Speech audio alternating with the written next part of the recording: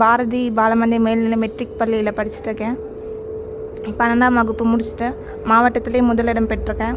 என்னோடய அப்பா அம்மா ரொம்ப கஷ்டப்பட்டு தான் காலையிலேருந்து நைட் வரைக்கும் பார்த்துப்பாங்க. 2 பேரும். அந்த ரீலில் பார்த்தீங்கன்னா ஒரு ஸ்பெஷல் அடல்ட்டு செர்பிள் பேலசி இல்லை நியூரோ ப்ராப்ளம் நினைக்கிறேன். கூட இந்த மாதிரி ஸ்கோலிசிஸ் ஒரு போஸ்டர் ப்ராப்ளம் இருக்குது. அவங்க கள்ளக்குறிச்சி மாவட்டத்தில் சின்ன சேலத்தில் ஒரு ப்ரைவேட் ஸ்கூலில் 495 மார்க் எடுத்து டிஸ்ட்ரிக்ட் ஃபர்ஸ்ட் வாங்கியிருக்காங்க. இங்கே நான் இந்த ரீலை பார்த்தது அவங்க சொன்னதை நான் என்ன வச்சு இங்கே சொல்ல விரும்புகிறேன்னா, அவங்க அப்பா அம்மா ரொம்ப அழகாக ரெகுலராக தூக்கிட்டு சப்போர்ட் பண்ணி நல்லா அழகாக சப்போர்ட் பண்ணியிருக்காங்க. அது இல்லாமல் அவங்க ரெகுலராக நல்ல ஒரு மோட்டிவேஷன் நல்லா பண்ணியிருக்காங்க. நான் ஸ்கூல் படிக்கிறப்பெல்லாம் போய் ரெகுலராக குளிச்சுட்டு ரெகுலராக போய் அவ்வளோ சங்கடப்படுவோம், அவ்வளோ ஒரு கடுப்பாக இருப்போம்.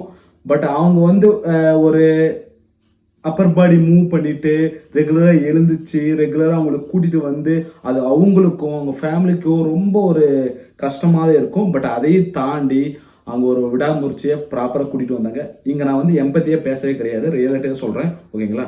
ப்ராப்பராக கூட்டிகிட்டு அவங்க ஃபஸ்ட் ஸ்டாண்டர்ட்ல இருந்து ஒரு 12th ஸ்டாண்டர்ட் வரைக்கும் படித்து இங்கே கள்ளக்குறிச்சியில் ஃபஸ்ட்டு மார்க் வாங்கியிருக்காங்கன்னா ஒரு பெரிய விஷயம், ரொம்ப ரொம்ப பெரிய விஷயம்.